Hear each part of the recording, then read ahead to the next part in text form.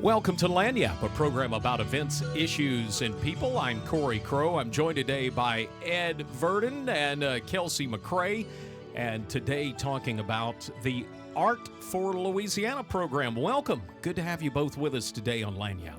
Thank you for having us. Well, let me start with you, Ed Tiger Verdon. You're the Executive Director of Art for Louisiana. What's the program all about? So the program is a group of impassioned board of directors from across the state of Louisiana. Most of them come from the regional arts councils across Louisiana. However, you have people from other major arts organizations, cities, that all come together and make sure that the arts and culture in Louisiana stay as vibrant as possible.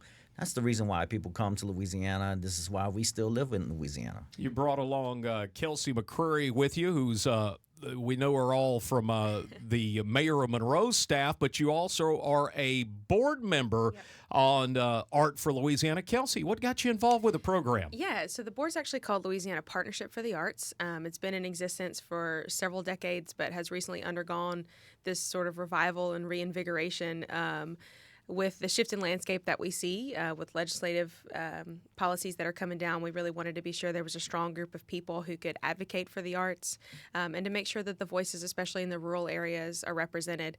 Tiger's from Franklin. Obviously, I'm from Northeast Louisiana, and so we really want to be sure that it's not just those large cities that are dominating that conversation, but it's also the areas that, you know, most of our artists actually come from, whether they stay or whether they move. And so the partnership is really focused on something we'll talk about here in a few minutes, but also on being present at the legislative session that's upcoming and the most recent special session that concluded. Arts are important, and sometimes when there's new budgets and things, arts are sometimes one of the first places people look to cut. But that's what makes life so much fun is art.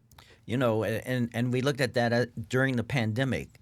Nobody looked for anything else but the arts. They wanted to be entertained during this pandemic, and I say it. The arts saved the world during this pandemic. I mean, from chalk mosaics to breads. Everybody's still making sourdough bread now because of the pandemic, but that's culinary arts. And that's, you don't think about all of the arts. A lot of times people only think about visual arts, but I mean, it goes from culinary arts, you know, band, theater, choir, filmmaking, graphic design. I mean, what we're doing now is part of the arts.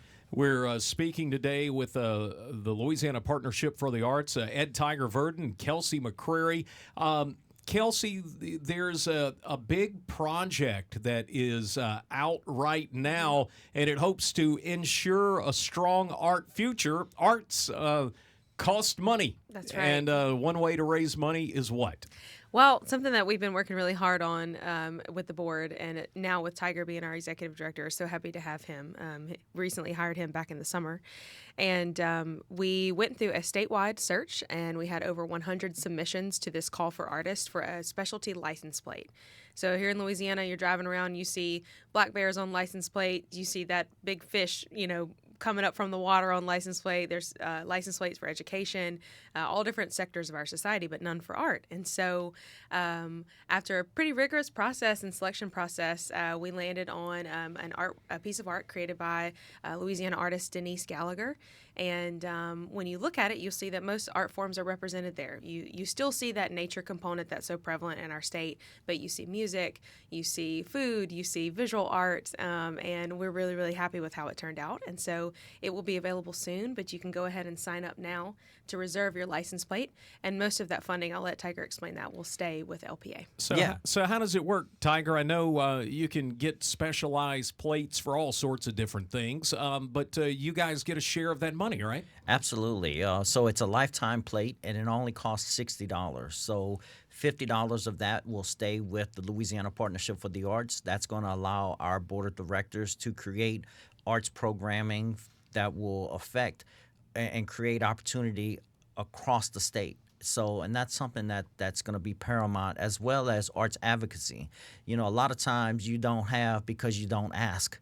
And we need to be one voice in the arts from arts education, making sure that kids have access and exposure at a young age to the arts so they can make that decision as they grow older, whether they're going to play sports, whether they're going to do both, because you can do both. And that's something that I believe that's changed my life, being in the arts. And I know the board of directors, they're so impassioned. These are impassioned people that want to make sure that the art scene, that the vibrancy of the arts and culture in Louisiana continue to be that place where it affects economic development. It affects and impacts tourism, because nobody goes to Delaware twice because they have the great art scene there, you know. So people come to Louisiana because of our art scene, because it's not only can it be seen, it can be felt. And that's something Tasted that and heard. that's and, right. Yeah, And we celebrate that, you know, and our lieutenant governor is the best at promoting that. But all he's doing is promoting the arts. And we want to join him and every artist across the state of Louisiana to be one voice, whether it's music, whether it's film, whether it's visual arts.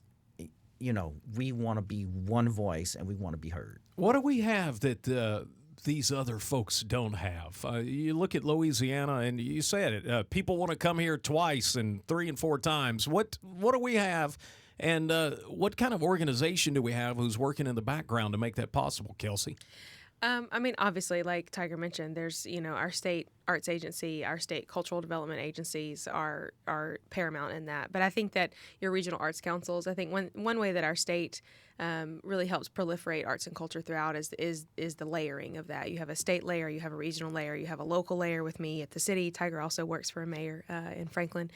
And I think that for the Louisiana Partnership for the Arts to sort of knit that together and be able to fill that empty space of advocacy, you know, all these other people are focused on programming and grant making and, you know, events. And so for LPA to be able to come in and say, okay, here's what's happening, here's what we need, here's the legislation that needs to be in place, is something that's been a missing component.